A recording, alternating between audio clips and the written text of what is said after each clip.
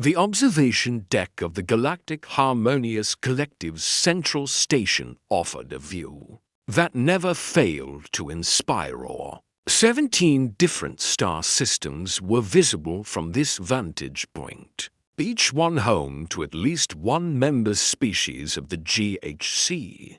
The station itself floated in neutral space, equidistant from all major civilizations, a monument to peace and cooperation that had endured for 3,000 standard cycles.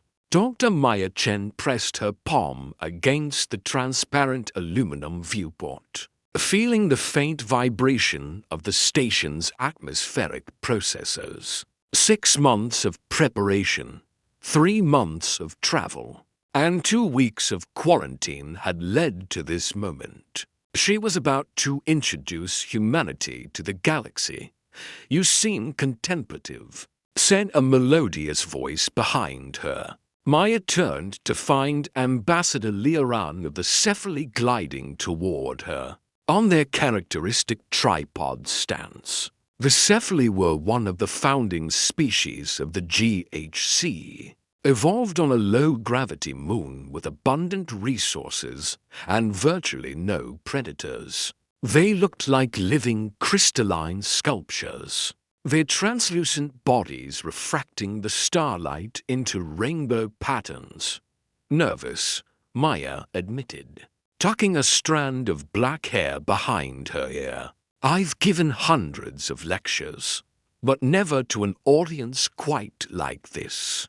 Ziaran's body chimed with what Maya had learned to recognize as gentle amusement. "You will do wonderfully.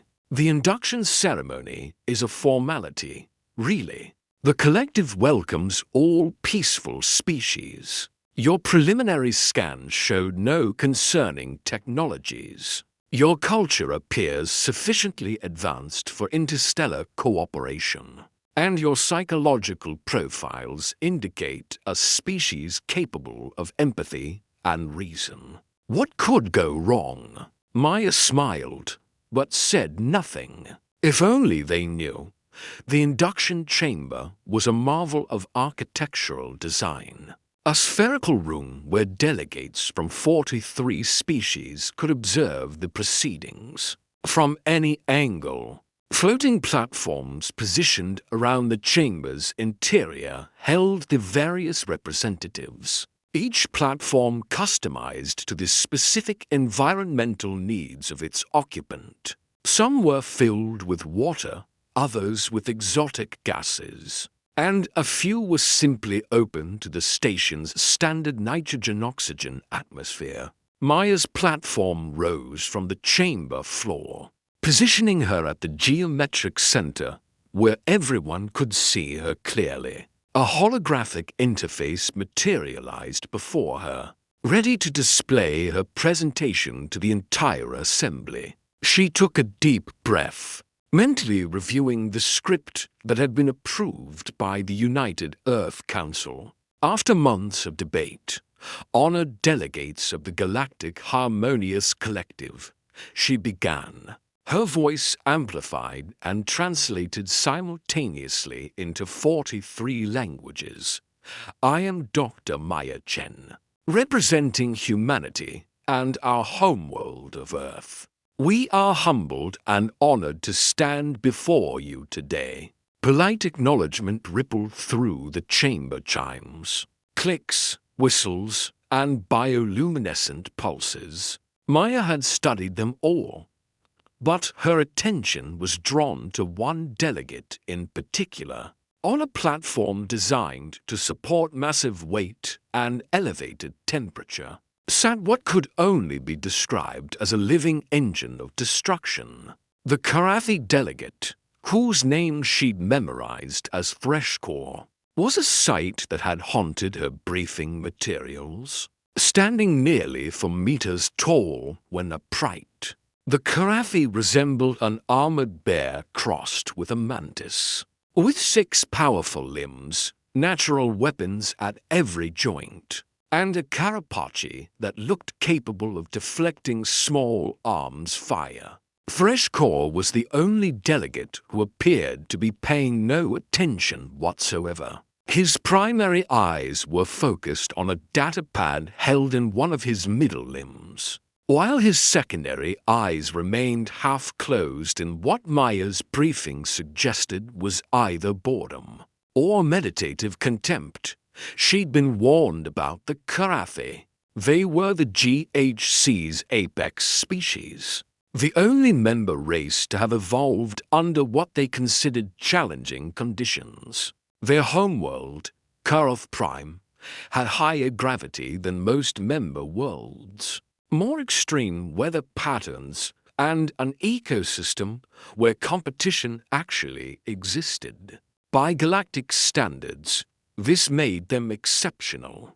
By human standards, Karoth Prime sounded like a pleasant resort world.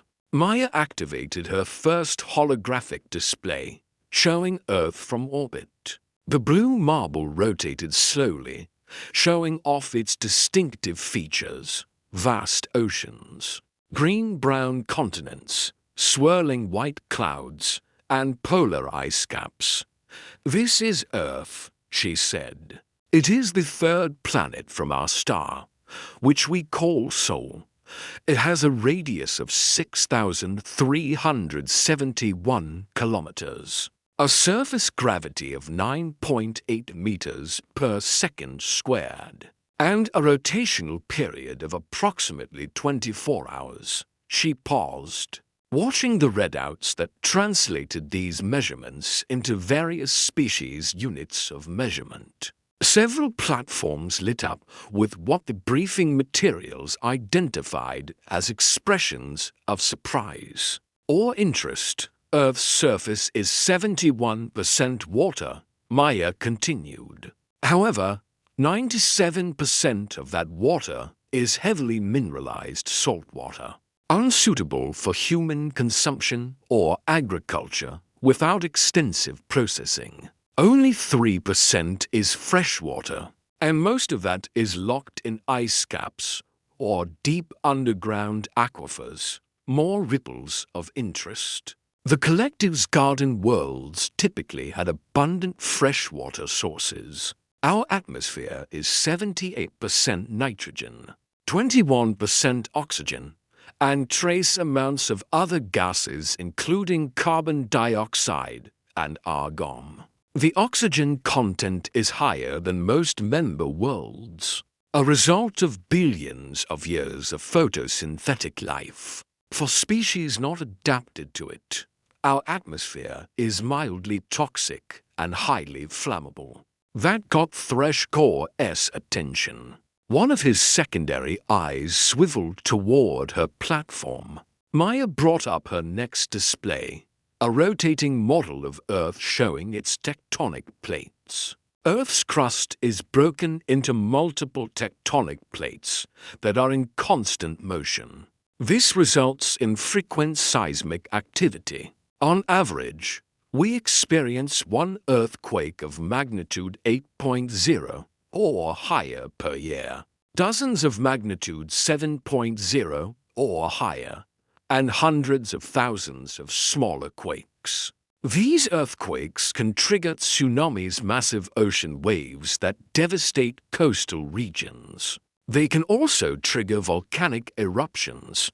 The chamber had gone quiet. Several delegates were conferring with their aides. "We have approximately 1,500 active volcanoes on land, with thousands more beneath our oceans. A major volcanic eruption can release energy equivalent to thousands of nuclear weapons, ejecting billions of tons of ash into the atmosphere, triggering global cooling events, and rendering vast areas uninhabitable for generations." Ambassador Liran's crystalline form had shifted to a pale blue concern or confusion.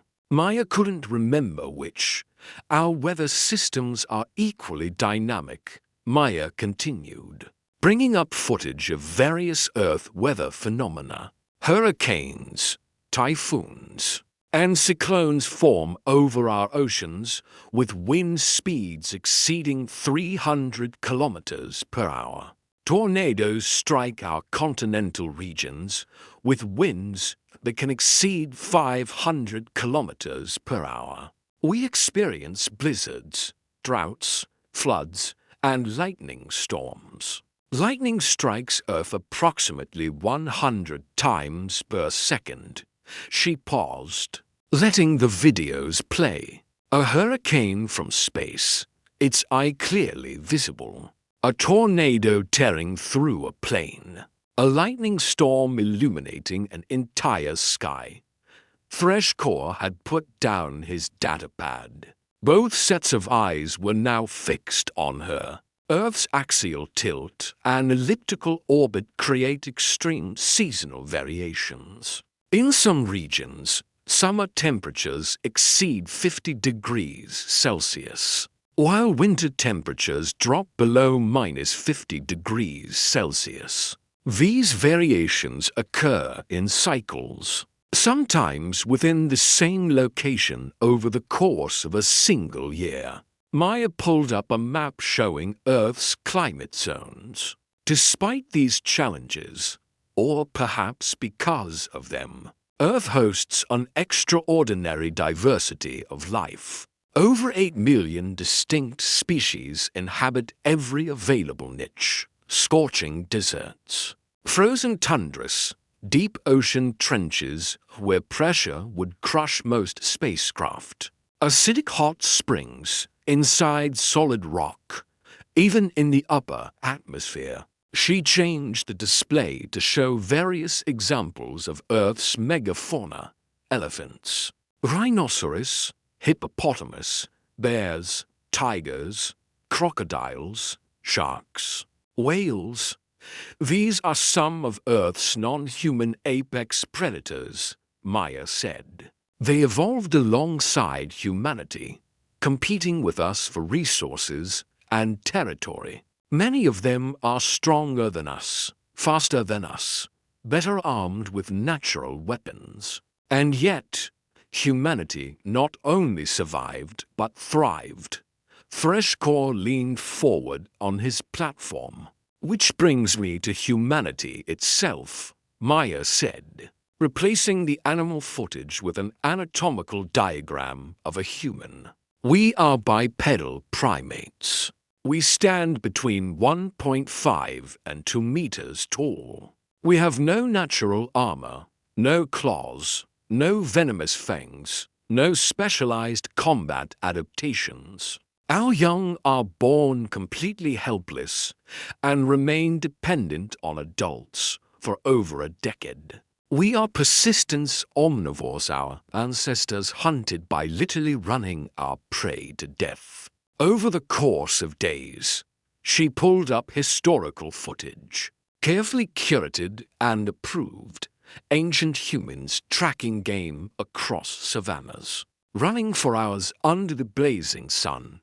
Our main evolutionary advantage is our intelligence, combined with several unique features: extreme endurance, exceptional heat dissipation through sweating, advanced tool use, complex language, and sophisticated social cooperation. We are pursuit predators with the patience to track prey for days without rest. We are social hunters who can coordinate strategies across large groups. We are tool makers who can adapt our equipment to any environment or challenge. Maya paused, taking a sip of water. The chamber remained silent. Humanity evolved in the African Rift Valley, one of Earth's hottest and most arid regions. But our adaptability allowed us to spread across the entire planet. We established permanent settlements in every climate zone, deserts where daytime temperatures regularly exceed 40 degrees Celsius, Arctic regions where winter temperatures drop below -40 degrees, tropical rainforests with thousands of diseases and parasites.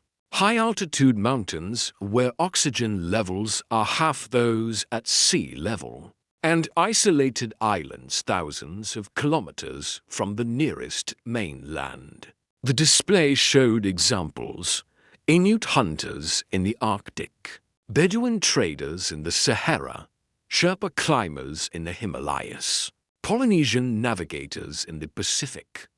We accomplished this with Paleolithic technology, Maya said. Stone tools, fire, and animal skins. We built shelters, created clothing, developed food preservation techniques, and established trade networks spanning continents. All of this before we developed agriculture. Thresh-core's mandibles were clicking softly, a sound Maya's briefing identified as intense interest or excitement. Agriculture emerged independently in at least 7 different locations on Earth, Maya continued.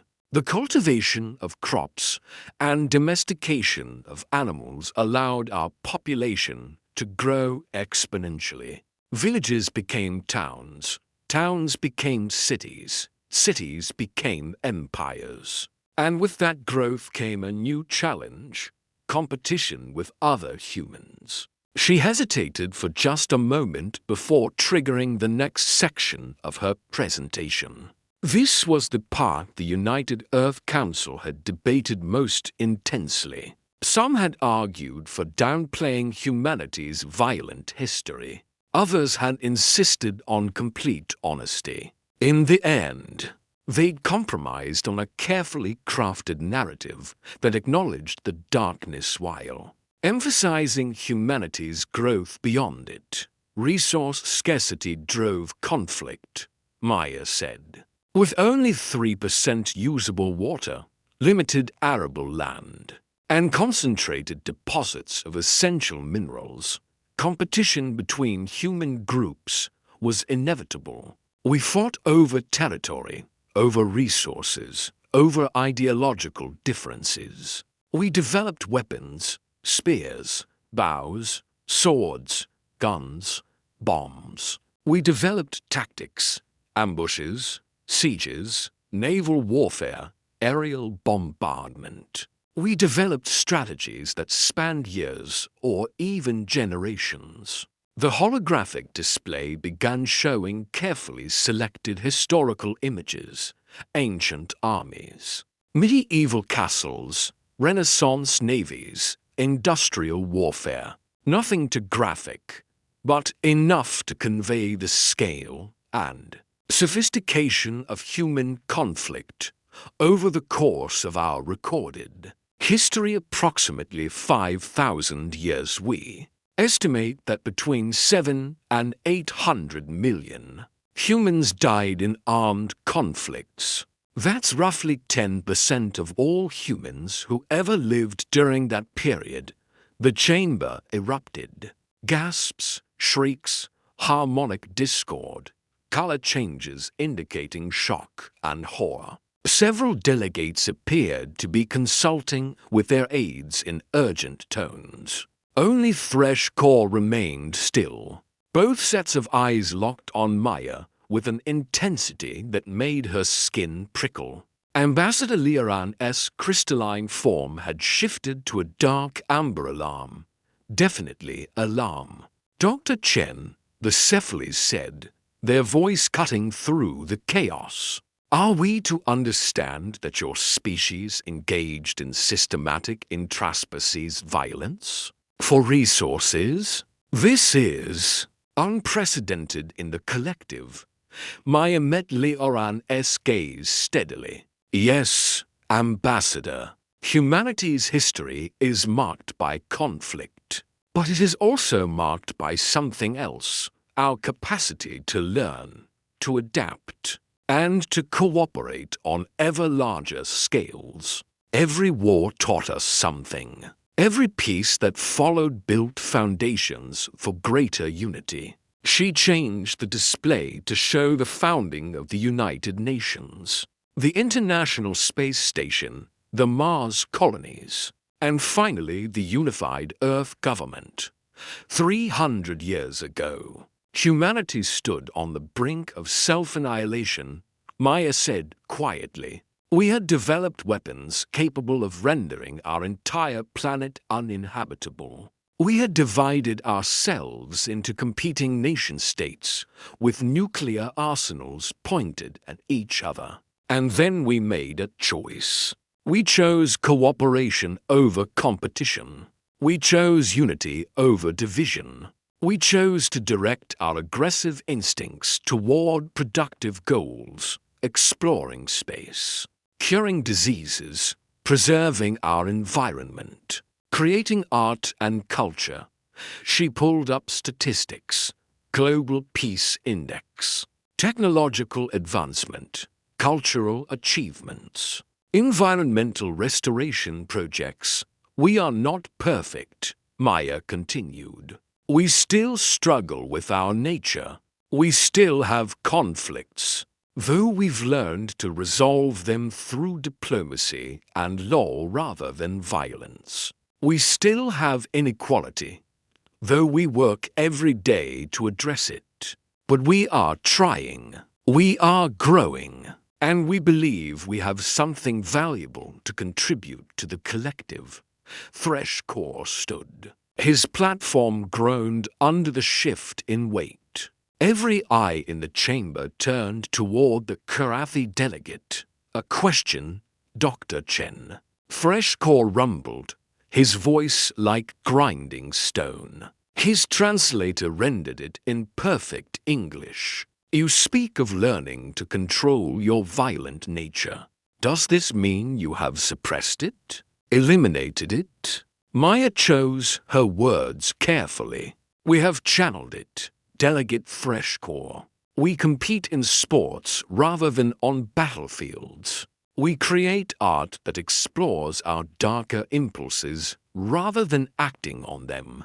We maintain defensive militaries, but have not engaged in offensive warfare for over 2 centuries. We acknowledge our capacity for violence while choosing, every day, not to indulge it unnecessarily. Threscore's mandibles clicked rapidly. Channeled, not eliminated. No, Maya said firmly. Not eliminated. We believe that would be both impossible and undesirable. The same drives that made us effective hunters and warriors also make us effective explorers and problem solvers. The same capacity for aggression that led to warfare also leads to passionate defense of the innocent and willingness to face danger. For the greater good, we don't deny what we are. We've simply learned to be more than just that. For a long moment, Threscore stared at her. Then his mandibles spread in what Maya's briefing identified as a Karathi expression of respect. Continue your presentation, Dr. Chen, he said, settling back onto his platform. You have my complete attention. Maya exhaled slowly, heart pounding.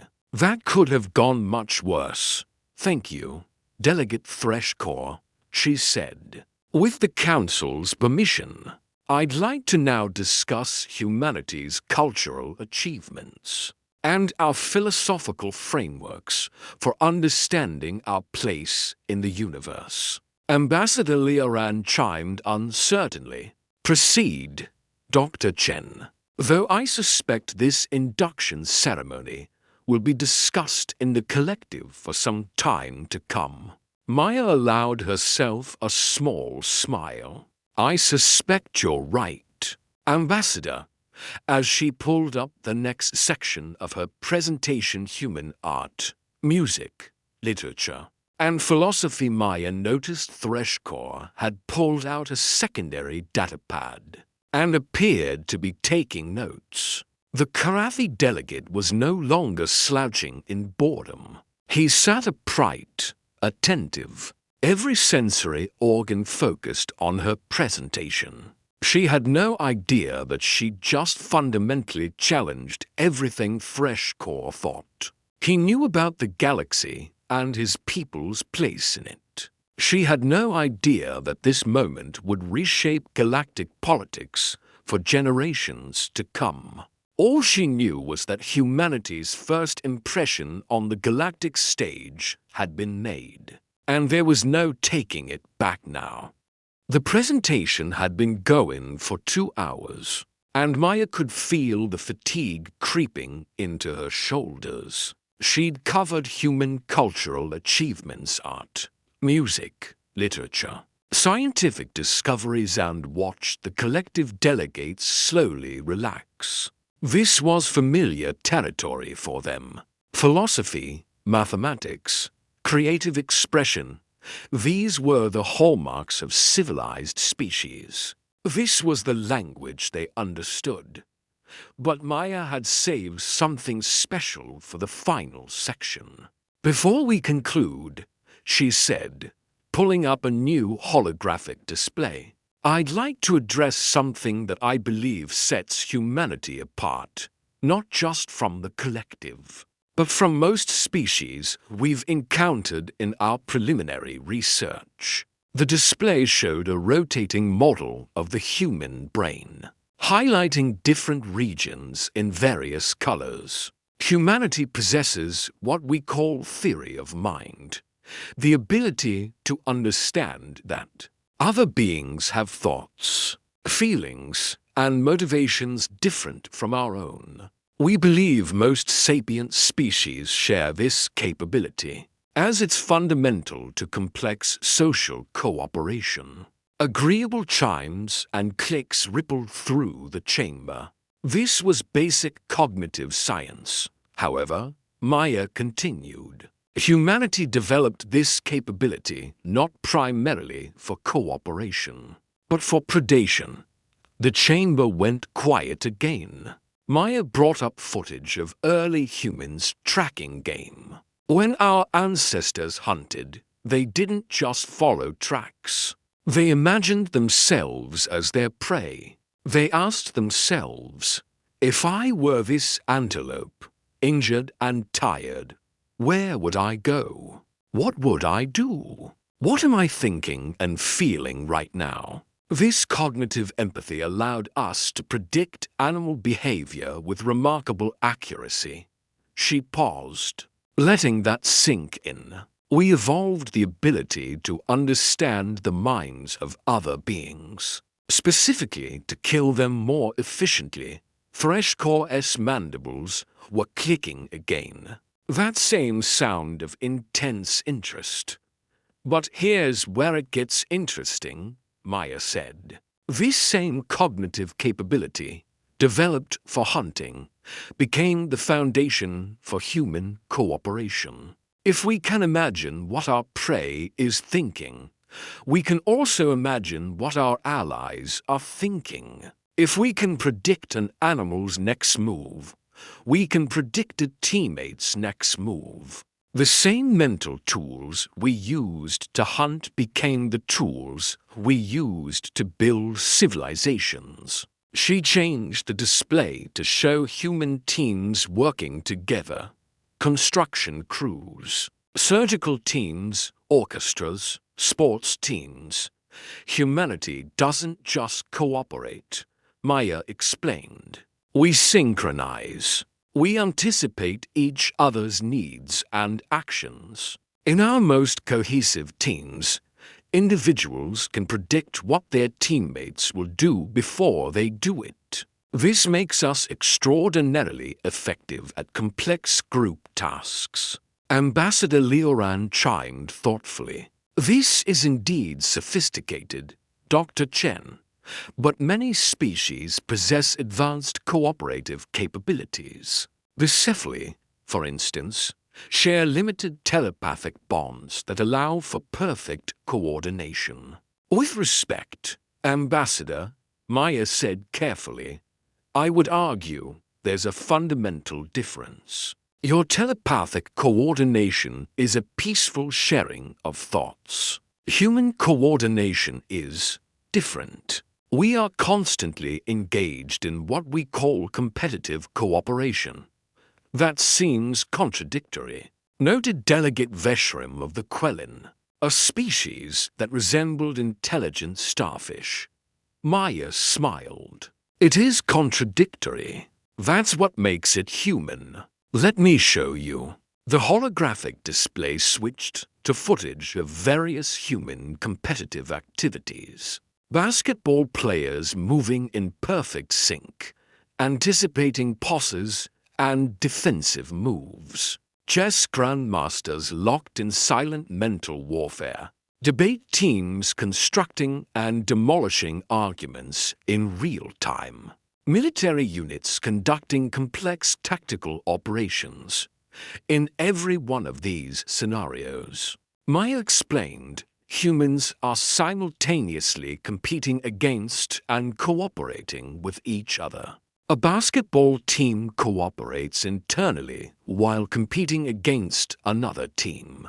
But they're also cooperating with their opponents. Both teams agreed to the rules. Both teams want a fair game. Both teams respect the competition. Even in warfare, there are rules of engagement, codes of honor, expectations of conduct. She pulled up historical examples. During World War I, enemy soldiers in trenches sometimes called temporary truces to exchange goods, share food, even play football together. Then they went back to trying to kill each other. During World War II, fighter pilots would often salute opponents they'd shot down. In medieval Japan, samurai would introduce themselves to enemies before dueling, ensuring their opponent knew exactly who was about to kill them. The chamber was filling with confused sounds and color shifts. We compete with respect, Maya said. We cooperate with rivalry. We can hold simultaneous contradictory feelings, hatred and admiration, fear and respect, desire to defeat and desire for our opponent to be worthy of defeat. This psychological complexity allows us to engage in controlled aggression, to fight without losing our humanity, to compete without descending into chaos. Fresh core stood again. This time, several delegates flinched. Dr. Chen, the Karathi, rumbled. You describe something my people understand intimately. We call it the clash, the idea that true respect can only be earned through contest. That the greatest bonds are forged through struggle against worthy opponents. But we believed this was unique to Karathi psychology, a product of our world's challenges. Are you suggesting humanity independently developed the same concept? Maya met his gaze. Not just the same concept, Delegate Freshcore. We've built entire philosophical frameworks around it. We have a saying, iron sharpens iron. The idea that we become better through conflict with worthy opponents. That struggle refines us. That our greatest growth comes from our hardest challenges. She brought up quotes from human philosophers, warriors and thinkers across cultures and eras. Sun Tzu on knowing yourself through knowing your enemy. Nietzsche on becoming stronger through adversity. Miyamoto Musashi on the way of the warrior. Martin Luther King Jr. on nonviolent resistance as a form of spiritual combat. Every human culture, Maya continued, has developed martial traditions, not just weapons training, but entire philosophical systems built around controlled combat. Martial arts, we call them. They teach discipline, respect, self-control, and honor through structured violence. Students bow to their opponents before and after every match. They thank each other for the opportunity to test themselves.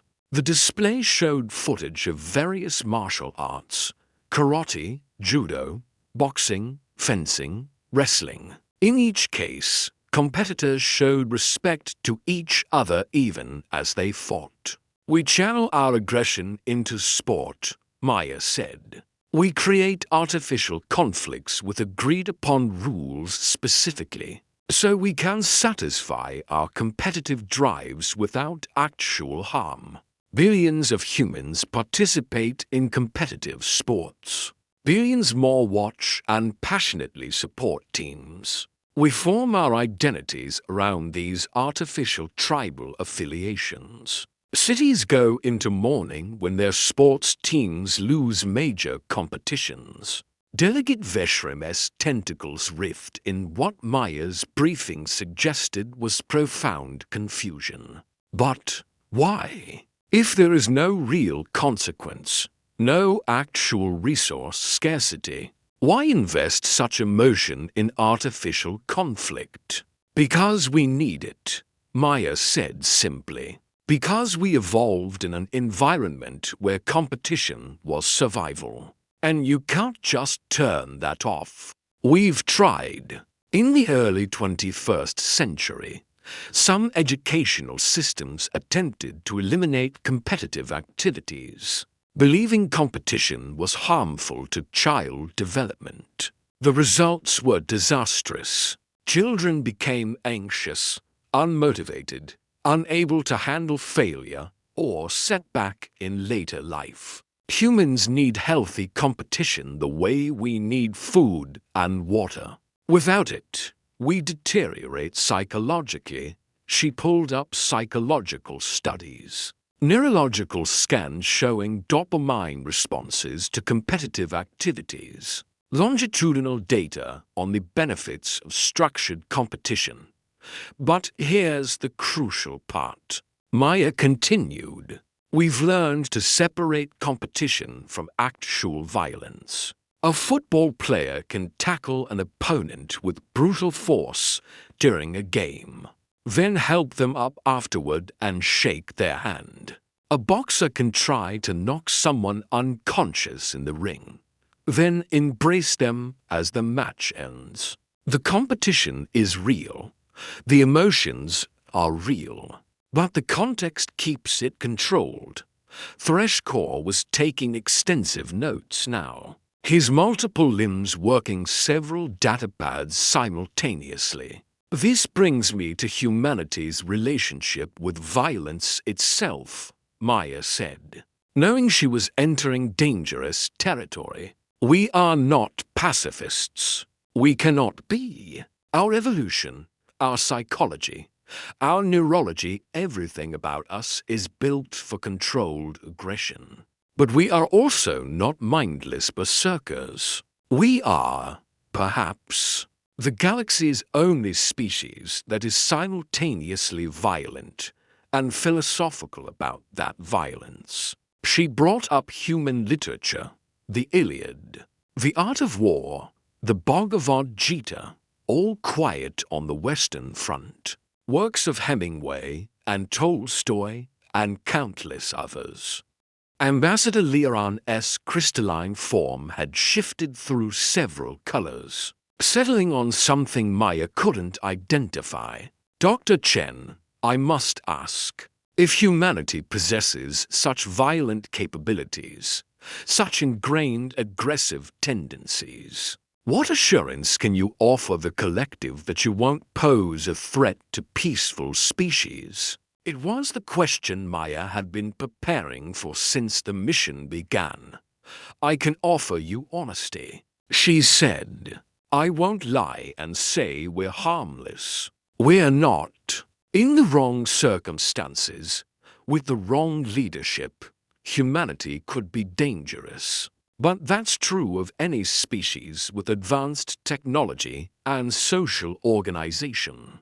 What I can tell you is that we've spent 300 years building systems, specifically to prevent our worst tendencies from manifesting. She pulled up Earth's governmental structures, conflict resolution frameworks, psychological support systems, and military protocols.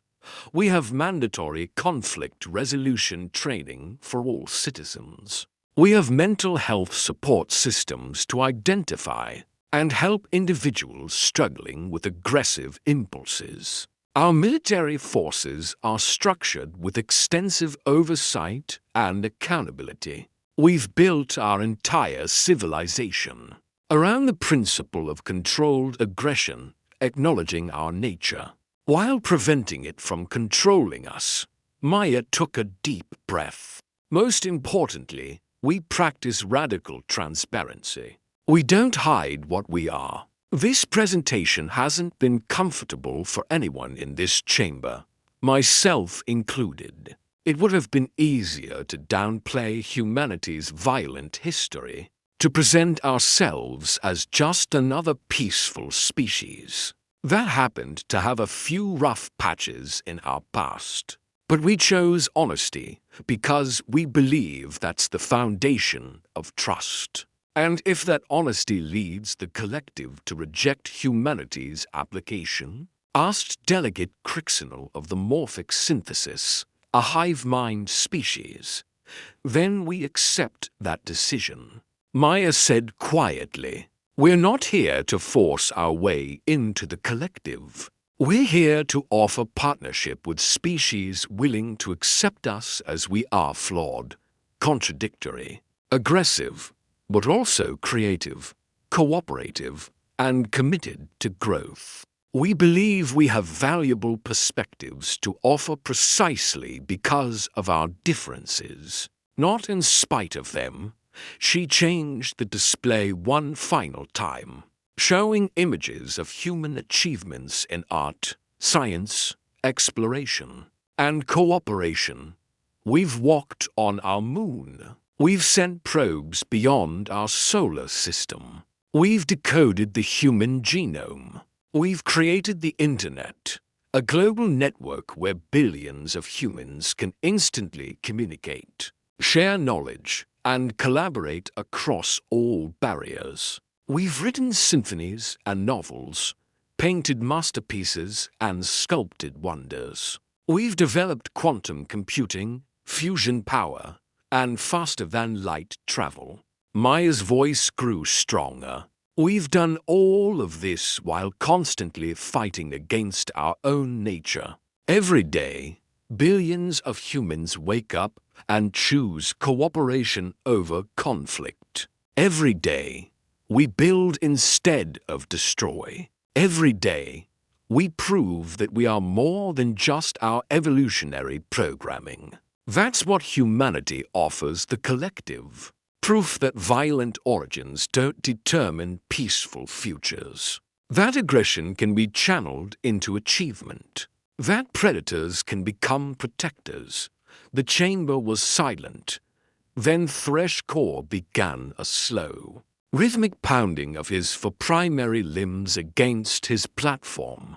It was a Karathi gesture of profound respect, usually reserved for fallen warriors or victorious champions. "You speak truth that others fear to acknowledge," Threshcore rumbled. "You embrace what you are while striving to be better. This is the way of the warrior, not the mindless brute, but the disciplined fighter who chooses when and how to apply force, not the pacifist who denies their capacity for violence, but the guardian who accepts it and controls it."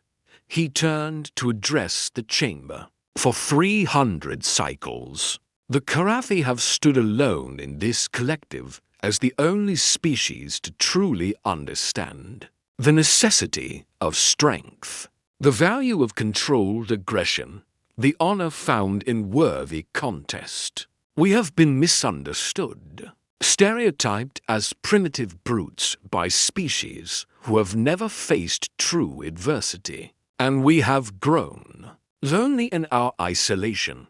Threshcore's secondary eyes fixed on Maya.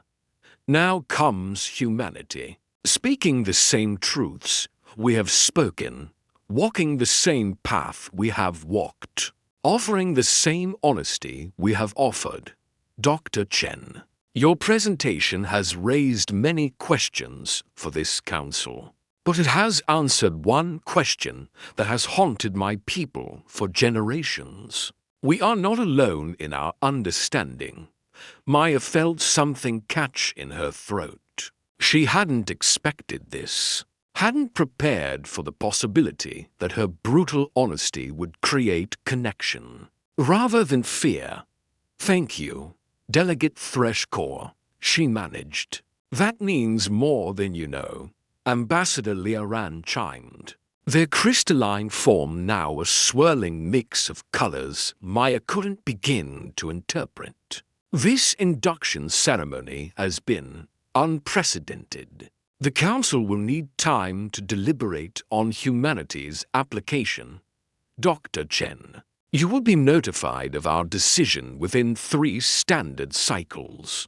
Until then, you are welcome to remain on the station and interact with delegates as you see fit. Understood, Ambassador. Thank you. As the chamber began to empty, delegates floating toward the exits on their various platforms. Threshcore's platform descended to the chamber floor. He approached Maya's platform, his massive form moving with surprising grace despite the low gravity. Dr. Chen, he said, his voice now quiet enough that only she could hear.